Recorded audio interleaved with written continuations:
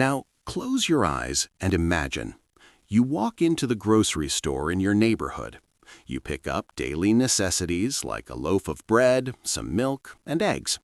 When you get to the register, you hand over that $20 bill you've used your entire life, but the cashier looks at you as if you just handed them Monopoly money. He shakes his head and says, "Sorry, brother, I'm sorry. We don't accept these here anymore."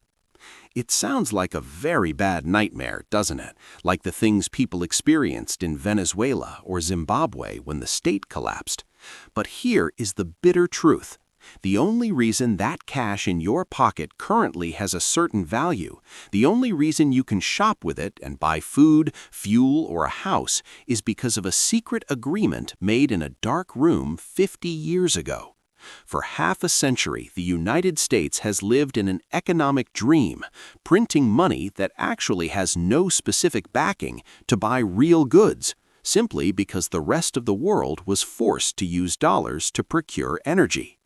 But the engine keeping that dream alive is now old and sputtering.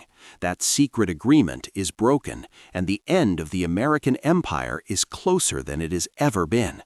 That end is no longer measured in decades, but in years. Today, with you, we are going to peel back the back pages of the greatest financial illusion history has ever seen. We will talk about the secret meetings, the assassinations, and the battles for power that kept the dollar on the throne. And most importantly, we will look at what happens to you, to me, to all of us when the king's throne finally topples. Welcome to the slow and painful death of the petrodollar. 1. The secret deal that saved America. To understand how the world will change, we have to go back to where it all started. This famous story didn't begin in the plazas of Wall Street in New York, but in July 1974 in the sticky, humid desert heat of Jeddah, Saudi Arabia. Imagine the atmosphere at that moment. The year is 1974. America's magnificent, flashy 50s are over, and the country is bleeding. President Nixon is dealing with the Watergate scandal and is about to resign. But the real crisis isn't bureaucratic, it's economic. 3 years earlier, in 1971, Nixon shocked the world by coming out and saying the dollar is no longer backed by gold. Up until that day, every dollar in hand meant gold in the vault. But America had written so many bad checks to finance the Vietnam War and the spending of that era that there was no gold left. So Nixon said, "My debt is my debt, but I'm not paying it. Your money is now no different than paper." The dollar crashed, inflation went wild. On top of that, when the Arabs detonated the petrol embargo in 1973, things really heated up. You might not remember, or perhaps never saw it, but ask your elders, it was total chaos. Gas prices quadrupled overnight, and people waited in line for 6 hours just to fill their tanks. Consequently, America was about to go under. It is exactly at this point that a man named William Simon enters the stage. You probably haven't heard his name, but in reality, this is the man who saved America. He was the new Treasury Secretary, but originally he was one of the wolves of Wall Street. He understood the business of debt, giving and taking very well. Nixon sent this wonderful man secretly to Saudi Arabia under the guise of a diplomatic trip. His order was very clear: do not come back empty-handed, or we are finished. Simon presented the Saudi royal family with a utopian offer they couldn't refuse, like something out of a mafia movie. The assurance: we, as the United States of America, will protect your rule, meaning the Saud family. We will sell you the world's best weapons, the most technological aircraft. You are our assurance in this dangerous geography. The condition: in return, you will sell oil only and solely for US dollars, not marks, not yen, not gold, only dollars. The genius part: recycling. And those billions of dollars you earn from selling oil, you won't hide them under the mattress. You will come and buy American government bonds with that money, meaning you will lend that money back to us. Can you imagine this game? We produce cash to buy oil. They take those papers and give them back to us as a loan, and we buy oil again with that money. An incredible cycle. The Saudis accepted the agreement, but they had one single condition. No one outside this room will know about it. Because if the other Arabs learned that their money was funding America, the ally of Israel, they would tear the king apart. This secret agreement in Jeddah is what created the petrodollar. 2. How did the dollar actually conquer the world? Now, if you want to understand why your grocery shopping is getting increasingly expensive, you need to learn how this system works. How did the dollar become America's currency to become the world's oxygen? Imagine yourself working not in the United States, but as the Minister of Finance in a different developing country, let's say the Republic of Labor. You have factories, you have hard-working people, but you have no oil. Life stops without oil. Oil is a red line for survival. And so you call Saudi Arabia, "I want to buy oil, but let me pay with my own currency," you say. They hang the phone on your face. Go find dollars somewhere and come back. Here is the trap. To keep your own country standing, you are forced to find dollars. But you can't print dollars, so what will you do? In this situation, you are forced to wake your citizens up early every morning to work in factories, sew t-shirts, etc., and grow bananas. Then you will send the real goods produced by your citizens' labor and sweat to America. In return, what will America give you? Green pieces of paper that cost approximately only 14 cents to produce. Are you aware of how unfair a trade this is? You give labor, you show effort, and in the end, you give resources. They, in return for all that effort, give only paper printed at the mint. And unfortunately, you have to take that paper because you need oil. Thanks to this genius system, America was able to borrow more than any other country could ever dare to do, even if they wanted to. We run a trade deficit. What could happen? We'll print and pay the money. But like everything, this had a price. Because the dollar remained so valuable, production in America finished. Factories closed one by one, jobs shifted increasingly to China. As a result of this agreement, America ceased to be a country of production and became a country of finance and debt. 3. Saddam's mistake and the Iraq War. Now let me ask you a riddle. When one says Iraq War, what comes to your mind first? Weapons of mass destruction? Ongoing conflicts? Terrorists? Democracy? They told us these fairy tales for years. But what if I told you that Saddam's most dangerous weapon was neither missiles nor manpower, but on the contrary, a bank account in the wrong currency? Let's go to November of the year 2000. Saddam Hussein is disturbed and irritated by America, and he makes a crazy decision. I will no longer sell my own oil for dollars. From now on, I want euros. Back then, everyone laughed at him and his words. The euro was just released, and it's currently worthless. This man must be crazy, they said. But look at the coincidence. The euro began to gain value over time, and Saddam, selling in euro instead of dollar, began to earn even more in the process. This was the scenario the heavy hitters in Washington wanted least. Think about it. If other countries said, "Oh, look, Saddam is using euros and earning more with euros. Let's do that too," what would happen? The demand for the dollar would end. Everyone would slowly sell the dollars in their hands, and the American economy would gradually collapse. Saddam was actually hitting America's main pillar very hard with a sledgehammer. Without the dollar, there would be no America. Pay attention to the timing. During this process, Saddam switched to the euro, and other countries started discussing their own futures with this decision. Immediately after, the United States started saying, Saddam is very dangerous for us. If we don't take precautions, the trouble will grow bigger. That's why we need to invade. In March of 2003, Iraq was invaded.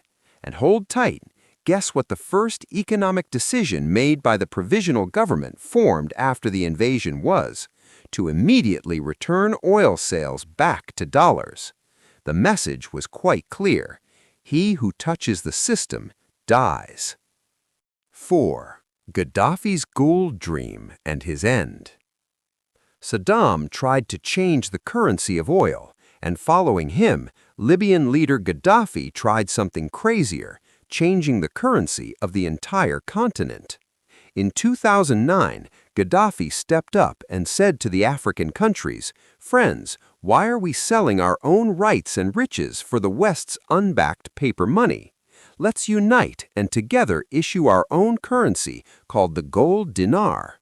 Let the value of our money be backed by real gold. Whoever wants to buy our oil from us must pay us in gold." Gaddafi had the power to do this. 143 tons of gold lay in the Libyan central bank. Who do you think feared this plan the most? Not America, but France. Because France continued to bind and exploit its former colonies with a system called the CFA franc. If Africa switched to its own currency backed by gold, France's power and superiority over Africa would end. What happened next? In 2011, the Arab Spring emerged, and Gaddafi was declared a dictator, killing his own people. This situation and process are written clearly in Hillary Clinton's leaked emails. French intelligence deciphered Gaddafi's gold for money plan and therefore decided to intervene suddenly. As a result, Gaddafi was killed. Those 143 tons of gold lying in the central bank vanished into thin air, and the gold dinar dream ended before it began. 5. The financial nuclear bomb and Russia's move. Iraq was a trailer, Libya was a movie, but the events that took place in February of the year 2022 were the moment the West shot itself in the foot. When Russia entered Ukraine, the West said, "Let's give Russia such a financial punishment that they won't have the strength to straighten their backs." So what did they do? They froze the $300 billion reserves owned by the Russian central bank, meaning they seized the guy's money. Also, they excluded them from the SWIFT system, the messaging system of banks. The West thought Russia would collapse with this decision, but actually they made a big mistake. They broke the most basic rule of banking, neutrality. Seeing this, what do you think China, Saudi Arabia, and India thought? Hey, if tomorrow or the next day we fall out with America, they'll do to us what they did to Russia and seize our money too. That means the dollar wasn't our money. It was a coupon permitted by America. No, Russia didn't sink. Putin came out and said, "Since you seized my money, then I will sell my oil for rubles. I will sell for yuan." And it really worked too. Russia began trading with China and India in the process using their own currencies. The walls of fear were torn down, and it was proven that trading without the dollar is possible. 6. The rise of the Petro-Yuan. China had been waiting for this moment to come for a long time anyway. China is the world's biggest oil customer, but it hated being forced to use the money of its biggest rival, America. China set up a very clever system, the Petro-Yuan. It said, "Sell me the oil for my currency, the yuan." The producers rightly said, "What am I going to do with yuan? I can't use it outside of China." In response to these questions, China said, "Don't worry, I established a big and new exchange in Shanghai. You can instantly turn the yuan you earn into pure gold." So China actually took the opportunity to cut out the dollar and started buying oil in exchange for gold. Thanks to this system, it completely bypasses America's banks, the SWIFT system, and all that modern stuff. A completely dark cycle that is nearly impossible to track. 7. The end of the love affair with Saudi Arabia. And let's come to the biggest blow. You know that secret marriage in 1974 between America and Saudi Arabia? That marriage is now over, and the divorce case is ongoing. Prince Salman, MBS, at the head of Saudi Arabia, isn't someone who says, "Okay, sir, whatever you say goes," to America like his grandfathers. It cannot be said that he is on good terms with the Biden administration. Biden called him a pariah and ended arms sales. In response to this situation, what did Prince Salman do? He went and hosted Chinese President Xi Jinping like a king. He became buddies with China over time. Even during this process, the Saudi finance minister came out and said, "We can now do our trade in other currencies besides the dollar. No problem." The men who said only dollar for about 50 years are now saying we can consider other currencies. This means the end of the monopoly is approaching. The Saudis are now saying our own country, Saudi Arabia first above all else. They do whatever suits their business. They continue to buy weapons with dollars, but they sell their own oil to China in exchange for yuan. 8. BRICS, the revolt of the oppressed. Previously, the global economy was like high school classes. The G7 countries, America, Europe, etc., were the cool and popular kids. They decided everything. But now those excluded, quiet kids, BRICS, Brazil, Russia, India, China, South Africa, have formed their own group. And the funny thing is, this table is now richer and getting richer. In terms of production power, they have already surpassed the G7. Moreover, over time, they accepted Iran and the United Arab Emirates into this group, meaning the vast majority of the world's gas stations are now in this group. Do you know the only common point of these countries? The hatred they feel for the dollar currency being used as a weapon against them over the smallest thing. They are building the infrastructure of how to trade without the dollar among themselves. 9. Digital currency, CBDC, and the end of the dollar. Now let's get to the technical part. The thing that will actually finish off the dollar is a technology, CBDC, Central Bank Digital Currency. This is neither Bitcoin nor any other crypto asset, don't misunderstand. This is the state's own digital money. So the system currently used is like this. If money is going to go from China to Brazil, it has to go through a bank in New York. And in this process, America sees every transaction and even stops it if it wants. But in the newly established system, for example, China's project mBridge, China's digital currency turns directly into Brazil's digital currency. There's neither America, nor commissions, nor waiting times in between. The transaction is handled in seconds. If the Saudis and China switch fully to this newly created system, America won't be able to see who sold what to whom and for how much. Their hands will be tied, and they will have lost their greatest deterrent power.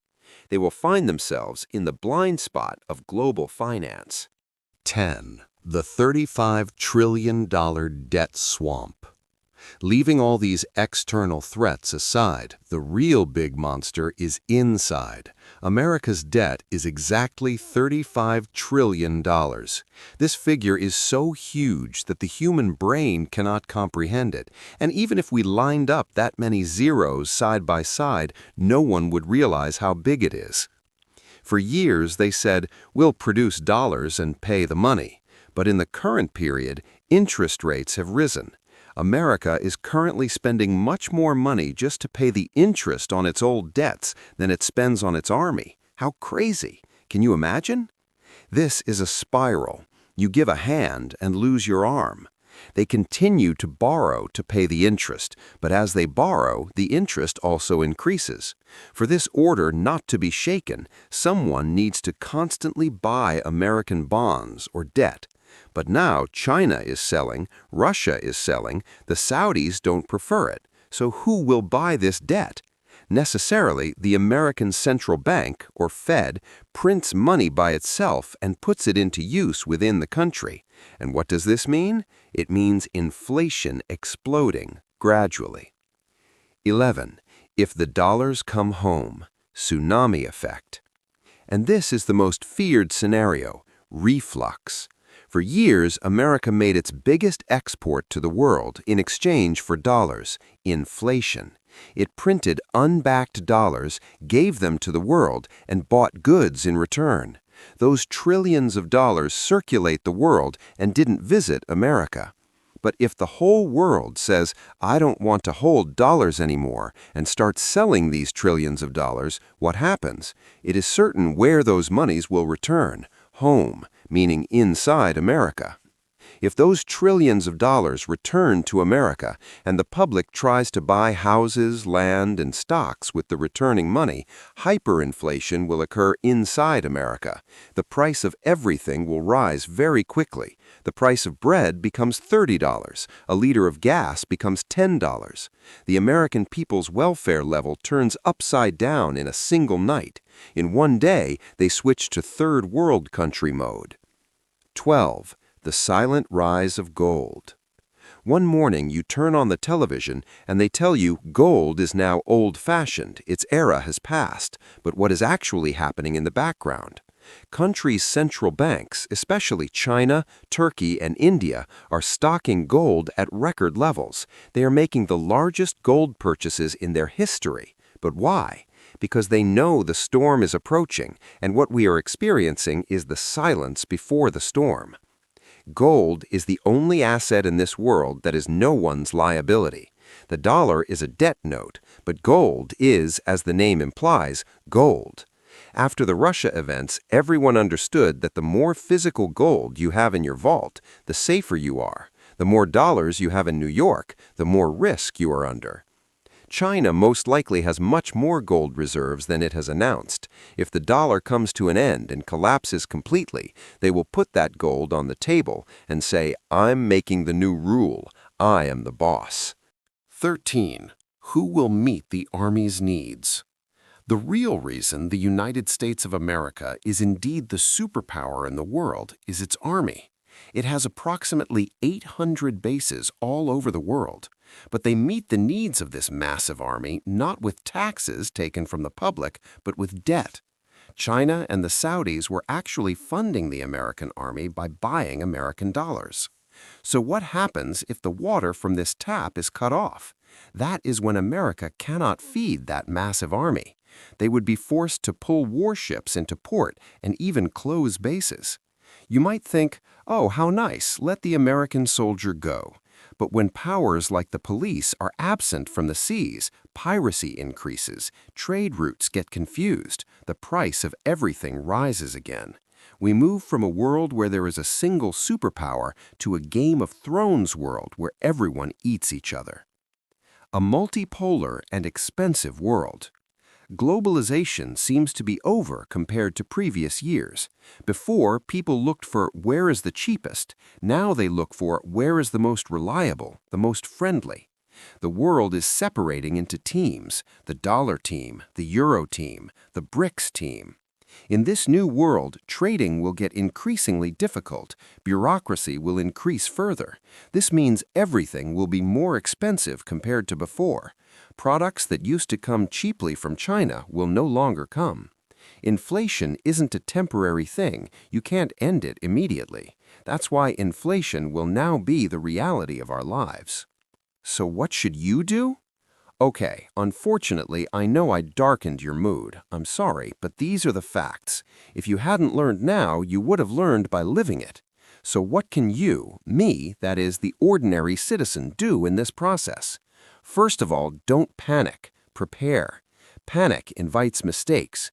Here are a few sincere recommendations for you for this new era. Change your perspective. Don't rejoice saying, my house gained value, my money increased. Your money might have gained value on paper, but actually the value of money has dropped. What matters isn't how much money you have, but how many eggs you can buy with that money.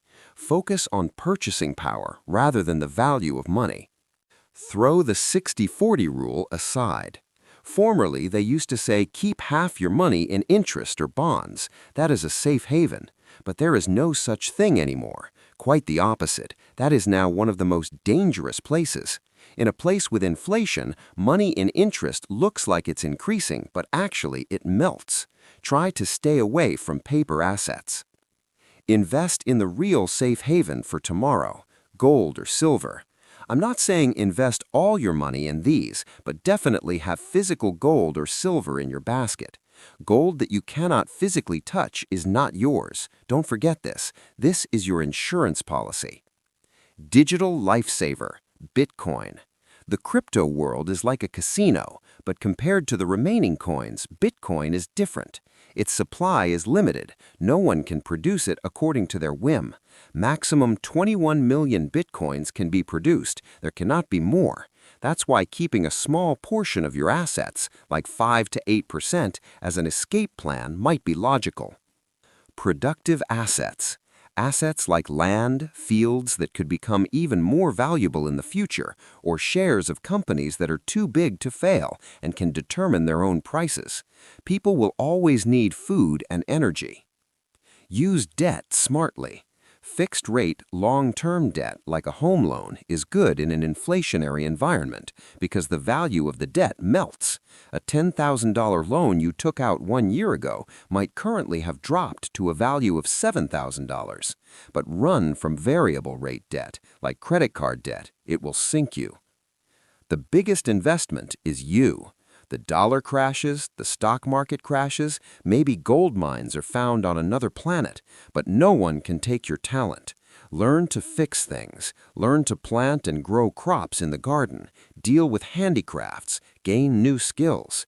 In the world currently in the process of formation, not the one with money, but the one who knows the job will be strong.